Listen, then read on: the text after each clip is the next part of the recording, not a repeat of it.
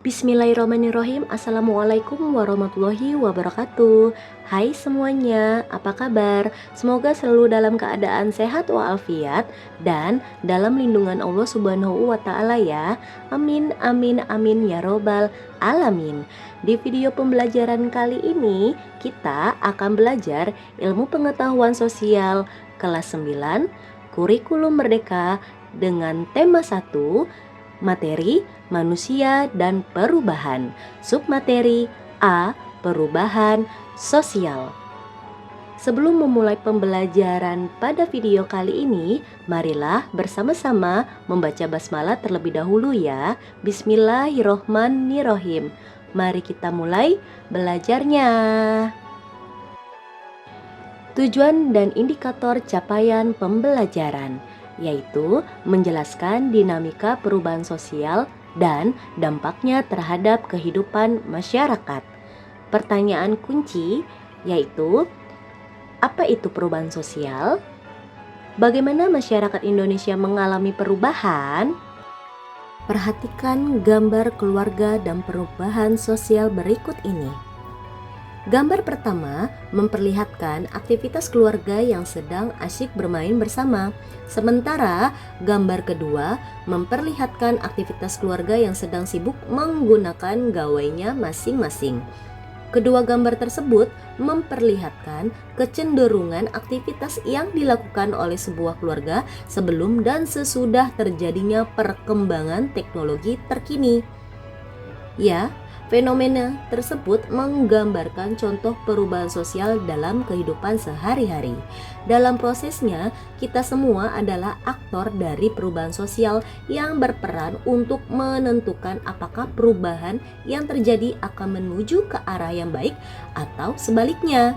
Dalam contoh gambar di atas, kita dapat menentukan kebiasaan mana yang akan kita lakukan bersama keluarga, bukan? Harapannya yaitu dengan mempelajari perubahan sosial, kalian bisa menyadari proses perubahan yang sedang terjadi di masyarakat dan ikut menentukan hal-hal baik yang perlu terus dipertahankan dalam kehidupan sehari-hari. A. Perubahan sosial. Berikut ini adalah contoh perubahan sosial dari ruang guru. Pada zaman dahulu, orang-orang berkomunikasi dengan menggunakan surat. Namun, pada zaman sekarang, orang-orang berkomunikasi dengan gawai. Lalu, pada zaman dulu, orang-orang melakukan barter ketika ingin mendapatkan barang yang diinginkan. Sedangkan pada zaman sekarang ini, orang-orang sudah menggunakan uang dan bukan lagi dengan menggunakan sistem barter. Itu adalah contoh dari perubahan sosial yang ada di masyarakat di Indonesia. Apa itu perubahan sosial? Perubahan sosial adalah proses pergeseran struktur, nilai, norma, dan pola perilaku dalam suatu masyarakat. Perubahan ini dapat terjadi secara perlahan dan bertahap, atau dapat berlangsung cepat dan dramatis. Fenomena perubahan sosial mulai dipelajari seiring dengan ketertarikan manusia untuk dapat memahami hakikat kehidupannya sebagai makhluk sosial yang selalu mengalami perubahan. Dalam perkembangannya, perubahan sosial kemudian diidentifikasi dari aspek-aspek sosial yang dapat diamati seperti perubahan dalam penampilan, pola perilaku, lembaga kemasyarakatan, lapisan masyarakat, nilai-nilai sosial, dan lain sebagainya. Berikut adalah pengertian perubahan sosial menurut para ahli. Di sini, menurut Bapak Selo Sumarjan, perubahan sosial adalah perubahan pada lembaga-lembaga kemasyarakat di dalam suatu masyarakat yang mempengaruhi sistem sosialnya, termasuk nilai-nilai, sikap, dan perilaku di antara kelompok-kelompok dalam masyarakat. 2. Bagaimana bentuk dan contoh perubahan sosial? Untuk memudahkan kita dalam mempelajari perubahan sosial yang terjadi di masyarakat, kita dapat melihatnya dalam berbagai kategori bentuk. Setidaknya, bentuk-bentuk perubahan sosial dapat dilihat dari kategori waktu, cakupan, perencanaan, dan arah perkembangannya. Jadi, macam-macam bentuk perubahan sosial dibagi menjadi 4. Ya, yang pertama perubahan sosial berdasarkan waktu, yang kedua perubahan sosial berdasarkan sudut pandang masyarakat, lalu yang ketiga perubahan sosial berdasarkan pengaruhnya, dan yang keempat perubahan sosial berdasarkan arah perkembangannya. Mari kita kupas satu persatu. Baiklah, di sini adapun bentuk perubahan sosial yang tadi dibagi menjadi 4. Pertama, perubahan sosial dilihat dari waktunya, yaitu dibagi menjadi 2, revolusi dan evolusi. Lalu, bentuk perubahan sosial berdasarkan cakupannya dibagi menjadi 2, yaitu besar dan kecil. Bentuk perubahan sosial berdasarkan perencanaannya dibagi menjadi 2, direncanakan dan tidak direncanakan. Sedangkan bentuk perubahan sosial berdasarkan perkembangannya dibagi menjadi 2 juga, yaitu progres dan regres. Kita masuk ke perubahan sosial berdasarkan waktu. Perubahan berdasarkan waktu dibagi menjadi 2, yaitu evolusi atau lambat dan revolusi atau cepat. Perubahan sosial secara lambat atau evolusi. Evolusi dapat kita lihat pada pembentukan karakteristik masyarakat berdasarkan kondisi lingkungan alamnya. Contohnya yaitu perbedaan karakteristik antara masyarakat pesisir yang sering berinteraksi dengan orang asing dan masyarakat yang tinggal di pedalaman yang jauh dari pusat keramaian. Karena menghadapi kondisi dan tantangan alam yang berbeda dalam jangka waktu yang panjang, masyarakat pesisir atau daratan yang ramai berinteraksi membentuk karakter yang dinamis dan cenderung memiliki pemikiran yang terbuka. Di sisi lain, masyarakat pedalaman yang tinggal di pelosok daerah membentuk karakter yang cenderung tertutup dan lambat menerima perubahan. Berikut adalah contoh dari perubahan sosial lambat atau evolusi, yaitu terjadi pada suku anak dalam atau suku Kubu di Jambi. Mereka dulu sangat menolak berbagai perubahan sosial yang ada. Akan tetapi perlahan mereka mulai menerima ilmu pengetahuan dengan mengizinkan banyak relawan dan peneliti untuk mengajarkan membaca, menulis, dan berhitung pada anak-anak. Meskipun demikian, sampai hari ini mereka masih mematuhi hukum adatnya. Selain itu, contoh lain dari perubahan sosial secara lambat atau evolusi yaitu dengan perkembangan teknologi media telepon ya. Selanjutnya, di sini perubahan sosial cepat atau revolusi, yaitu sebutan bagi perubahan yang berlangsung dengan sangat cepat. Revolusi mengubah dasar dari kehidupan pokok di masyarakat. Contohnya yaitu yang pernah mengubah dunia revolusi yaitu industri di Eropa. Saat itu pabrik yang bekerja dengan alat tradisional digantikan dengan mesin-mesin besar. Syarat terjadinya revolusi harus ada tujuan konkret yang dapat dicapai. Artinya, tujuan itu dapat dilihat oleh masyarakat dan dilengkapi oleh suatu ideologi. Syarat terjadinya revolusi yaitu 1. Adanya seorang pemimpin. 2. Ada keinginan dari masyarakat untuk mengadakan perubahan. 3. Ada momentum yang tepat untuk mengadakan revolusi, yaitu ketika keadaan sudah tepat dan baik untuk mengadakan suatu gerakan. Dan 4. Ada pemimpin yang dapat menampung keinginan atau aspirasi rakyat dan merumuskan aspirasi tersebut menjadi suatu program kerja. Nah, contoh dari Perubahan sosial secara cepat atau revolusi yaitu terdapat di negara Inggris atau di negara-negara maju yang telah mengubah sendi-sendi kehidupan masyarakat Inggris seperti penggunaan mesin-mesin modern dan perubahan sistem kekeluargaan. Nah, adapun perubahan sosial secara cepat atau revolusi di sini ada revolusi industri 5.0. Memasuki dekade kedua abad ke-21, dunia ramai memperbincangkan lahirnya tahapan industri terbaru yang disebut dengan industri 4.0. Istilah ini pertama kali dipopulerkan oleh Jerman pada tahun 2011 saat mempublikasikan rencana pembangunannya. Konsep revolusi industri 4.0 membagi tahapan perkembangan industri sebagai berikut.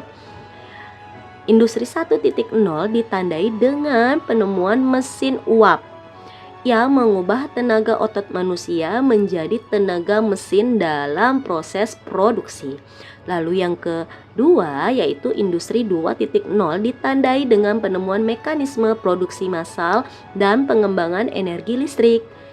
Selanjutnya, industri 3.0 ditandai dengan penemuan teknologi digital dan sistem komputerisasi. Lanjut, industri 4.0 ditandai dengan penemuan teknologi internet, jaringan nirkabel, dan kecerdasan buatan. Perkembangan terbaru terjadi di tahun 2019 ketika negara Jepang memberikan gagasan mengenai Society 5.0 sebagai kelanjutan dari keempat tahapan industri sebelumnya. Society 5.0 ditandai dengan upaya menitik beratkan kepada perkembangan teknologi pada kebutuhan manusia, bukan pada alat-alat industri. Nah, ini adalah foto-foto contoh dari revolusi industri 1.0 sampai revolusi industri 4.0. Selanjutnya kita masuk ke B, perubahan berdasarkan cakupan. Perubahan berdasarkan cakupan dibagi menjadi dua, yaitu kecil dan besar. Perubahan kecil adalah perubahan yang terjadi pada sebagian kecil masyarakat atau pada sebagian aspek kehidupan saja. Sedangkan perubahan besar adalah perubahan yang terjadi pada sebagian besar masyarakat atau aspek kehidupannya. Nah, di sini adalah contoh dari perubahan yang pengaruhnya atau cakupannya itu kecil, di mana perubahan ini merupakan perubahan yang tidak membawa perubahan pada unsur struktur sosial masyarakat. Artinya, perubahan tersebut hanya dianut oleh sebagian kecil orang yang menyukainya saja. Sedangkan untuk perubahan berdasarkan cakupan besar, yaitu perubahan yang terjadi pada unsur-unsur struktur sosial yang memberi pengaruh langsung atau berarti bagi masyarakat. Contohnya, pengelolaan pertanian dengan menggunakan berbagai peralatan teknologi yang canggih pada masyarakat agraris. Nah, ini adalah contoh dari perubahan berdasarkan cakupan sosial kecil dan sosial besar. C, perubahan berdasarkan perencanaannya. Perubahan sosial berdasarkan perencanaannya dibagi menjadi dua, yaitu perubahan yang direncanakan dan perubahan yang tidak direncanakan. Perubahan yang direncanakan yaitu perubahan yang memang diinginkan dan dikehendaki oleh masyarakat atau pihak yang menginginkan perubahan. Pembangunan dapat dikatakan sebagai contoh perubahan sosial yang dikehendaki dan direncanakan. Salah satu contoh pembangunan yang dilakukan di Indonesia adalah pembangunan jalan. Nah, ini adalah contoh yang konkret dari perubahan sosial berdasarkan perencanaannya, di mana Indonesia akan mempunyai ibu kota baru, yaitu ibu kota Nusantara, di mana di sini sudah direncanakan jauh sebelumnya dan sedang dikerjakan seperti itu ya. Jadi ini adalah salah satu contoh dari perubahan berdasarkan perencanaannya atau direncanakan. Lanjut, perubahan sosial yang tidak direncanakan. adalah perubahan yang terjadi di luar jangkauan pengawasan masyarakat, seperti bencana alam, yaitu gunung meletus, gempa bumi, banjir, dan sebagainya, akan membawa perubahan bagi masyarakat yang mengalaminya. Nah, di sini ada pengayaan, yaitu dua contoh perubahan sosial yang tidak direncanakan. Yang tadi maksudnya adalah perubahan yang mengarah pada hal yang negatif. Menurut kalian, adakah perubahan sosial yang tidak direncanakan namun mengarah pada hal yang positif? Yuk, sebutkan contohnya. D. Perubahan berdasarkan arah perkembangan, yaitu dibagi menjadi dua, progres dan regres. Kita masuk ke perubahan progres dulu ya, yaitu perubahan yang membawa kemajuan bagi masyarakat. Perubahan ini akan membawa keberuntungan terhadap kehidupan masyarakat yang mengalami perubahan tersebut.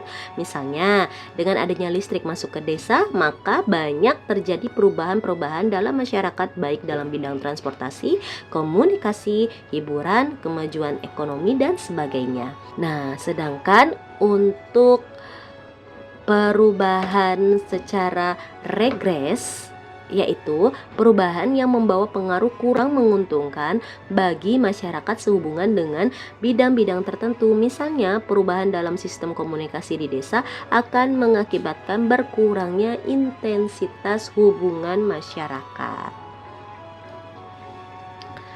Lanjut, masuk ke faktor-faktor pendorong perubahan sosial. Ada dua faktor yang dapat mendorong perubahan sosial, yaitu pertama faktor internal. Ada tiga, yaitu pertumbuhan penduduk, penemuan baru, dan konflik internal. Pertumbuhan penduduk adalah peningkatan jumlah penduduk dapat memicu perubahan kebutuhan pola interaksi dan struktur sosial. Penemuan baru adalah teknologi baru dapat mengubah cara hidup, bekerja, dan berkomunikasi masyarakat. Lalu, konflik internal, yaitu perselisihan dan pertentangan dalam masyarakat, dapat mendorong perubahan sosial untuk mencapai stabilitas. Lanjut, di sini ada faktor eksternalnya dibagi menjadi tiga juga, yaitu satu, pengaruh budaya luar, peperangan, dan bencana alam. Pengaruh budaya luar, yaitu akulturasi dan difusi budaya asing, dapat membawa perubahan nilai, norma, dan gaya hidup masyarakat. Lalu peperangan, yaitu perang dan konflik internasional, dapat menyebabkan perubahan drastis dalam struktur politik, ekonomi, sosial masyarakat. Bencana alam seperti gempa bumi, tsunami, dan bencana alam lainnya dapat mendorong perubahan pola hidup dan relokasi penduduk. Dampak-dampak perubahan sosial tentunya ada dua macam, yaitu dampak positif dan dampak negatif. Dampak positifnya, satu, meningkatkan taraf hidup, dua, memperluas peluang, tiga, memperkuat toleransi. Lalu dampak perubahan sosial di bagian dampak negatifnya dibagi menjadi tiga juga, yaitu kesenjangan sosial, krisis identitas, dan konflik sosial. Nah, di sini ada lembar aktivitas 1. Langkah 1, yaitu buatlah tabel mengenai bentuk perubahan sosial yang diakibatkan oleh pandemi COVID-19 seperti berikut di buku catatan. Lalu lengkapilah jawabannya. Setelah mengidentifikasi bentuk perubahan sosial terkait pandemi COVID-19, catatlah jawaban untuk pertanyaan-pertanyaan berikut ini. 1. Apa saja dampak positif dan dampak negatif dari perubahan sosial yang diakibatkan oleh pandemi COVID-19? 2.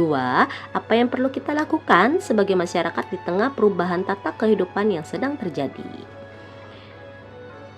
Untuk terkait masyarakat umum, selain korban positif COVID-19, siapa saja pihak masyarakat yang mengalami kerugian akibat adanya pandemi yang mengakibatkan krisis dan memperlakukan pembatasan sosial berskala besar atau PSBB di banyak daerah di Indonesia.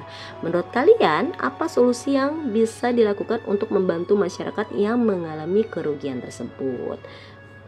Ya, lalu langkah duanya carilah seorang teman untuk diajak menjadi partner diskusi dan jelaskanlah hasil jawabanmu kepada teman diskusi secara bergiliran. Terima kasih telah belajar bersama pada video pembelajaran IPS kali ini. Semoga pembelajaran ini bisa bermanfaat bagi semuanya. Dan mohon maaf bila ada kekeliruan dalam penyampaian materi. Silahkan berteman dengan ibu pada media sosial yang telah dicantumkan. Dan jangan lupa di like, komen, share, dan juga subscribe channel ini agar selalu bermanfaat untuk semuanya. Sekian, see you.